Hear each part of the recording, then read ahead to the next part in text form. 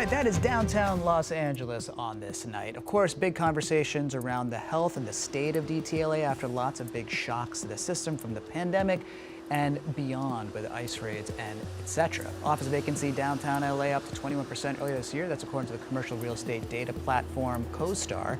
Apartment rentals also still in demand to some degree, at least people need them, but a study of property tax by Crosstown LA found the downtown area had some of the slowest growth in LA County over the past few years. And there are some who say there's a lot of potential and a lot of promise just left on the table with respect to DTLA at the moment. And there's a revitalization effort to bring some business and tourism to downtown LA.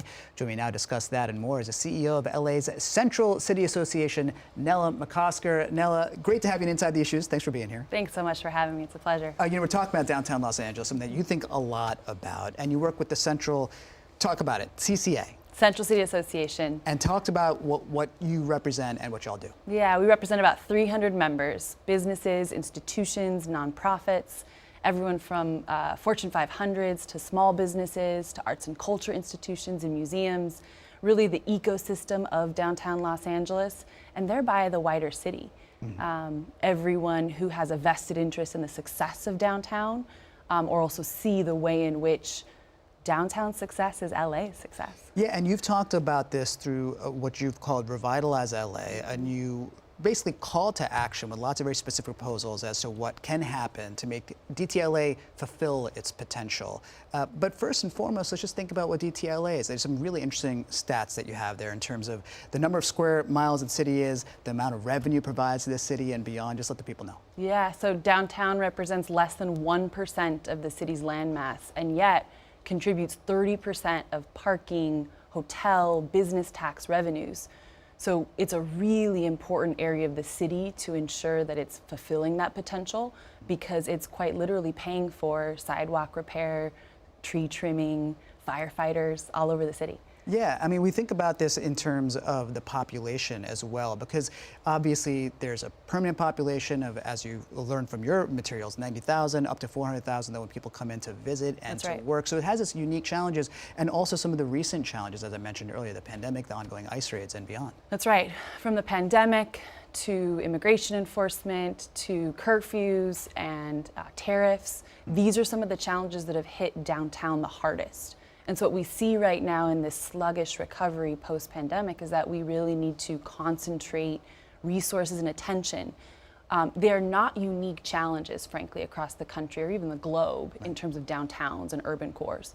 What's unique is the way in which Los Angeles hasn't really responded or rushed to its city center and dedicated the kind of attention and coordinated response that we know is necessary. Yeah, we're talking about what's happening in DTLA and of course in Southern California every night. So what you're talking about, I think our viewers probably understand and feel and maybe even see if they're there often working there, visiting and beyond. In Revitalize LA, which again is now this call to action, there's like a 9-page document which people can check out as well. There's 3 big buckets that you talked about. Just spell those out a little bit and then we can talk about some of the specific proposals. First and foremost is safety. People need to feel safe walking the streets of downtown, whether they're not the 90,000 residents, as you mentioned, or the 400,000 that come in and out during the day from tourists to workers.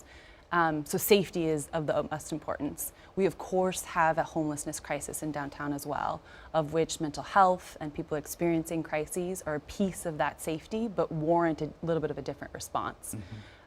Then there's just the basic kind of infrastructure of the street, right? The experience of walking through downtown should be one that is clean and beautiful and welcoming. And then finally, in terms of activation, we know that we need to fill these vacant storefronts and think about some attention to these spaces because that contributes to someone's feeling as they're walking through downtown as to whether or not there's graffiti or emptiness or visible signs of blight in the city center. Yeah, and you talk about blight, you're talking about some of the graffiti that we've seen around the city and beyond. And I'm just taken in reading this document by how much of it is about perception and how important it is. The feeling and what people are seeing then leads to actions one way or another. Yeah. One of the things that's important to note too, as someone who spends most of my days in downtown, right? There are these amazing experiences and attractions, right? It's not the full picture sometimes when you see some of these headlines, right?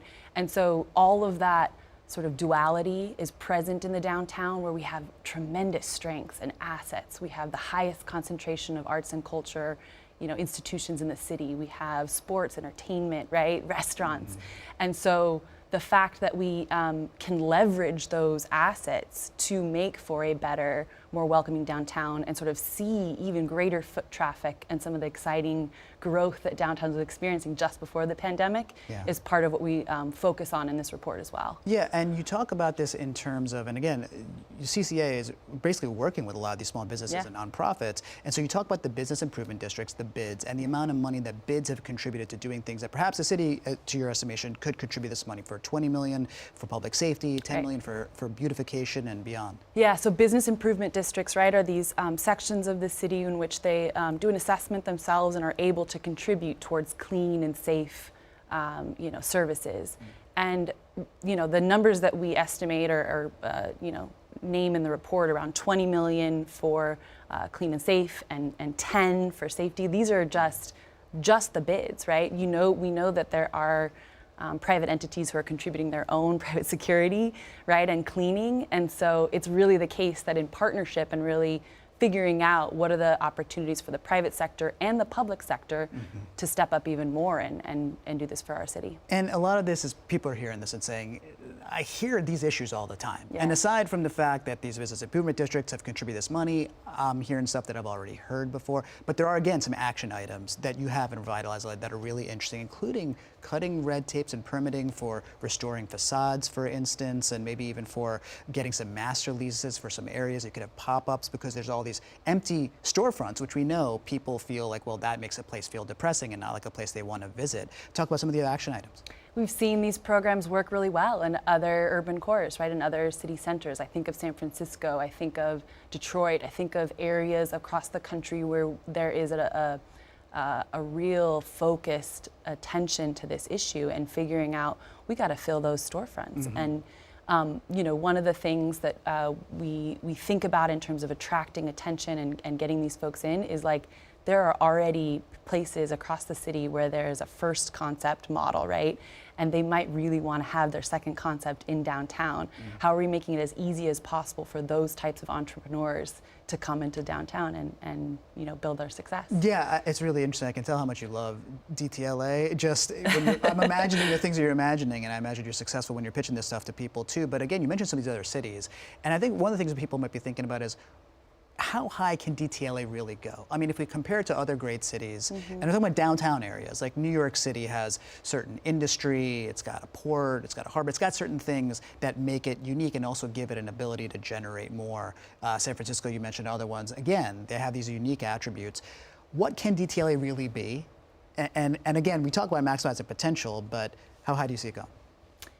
Downtown Los Angeles is one of the few downtowns in the country that grew its residential population pre to post pandemic.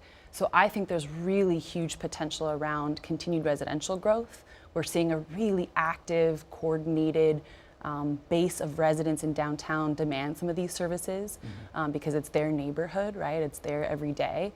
And I think about how downtown LA is constantly reinventing itself. What we saw in the late 90s, early aughts was this transformation through adaptive reuse of old historic bank buildings into cool lofts, really making downtown the residential neighborhood that it is today, and also sustaining some of the amenities that allow for more of a 24/7 neighborhood in ways that it wasn't before. So I think that's part of the big potential for downtown is to continue to build housing. Yeah, and we've seen a quarter of all the housing in the last 10 years in this area built in DTLA. It's tripled its population. Again, all stuff that I'm getting from you, but it's really, I think it was fascinating. I mean, before I let you go, you rolled this out September 25th. And also it was like, we got to do this in 90 days. That's what Revitalize LA is calling for. So this is quick action. So we're already getting into it, almost a third of the way there or thereabouts. How are we seeing what's going on? Yeah, the clock is ticking. There's all of these were intended to be actionable, really practical, really tangible things that all levels of government, frankly, right? There's a lot of shared responsibility in this, from the county to the city to the district attorney and city attorney, a whole host of players that can help support downtown.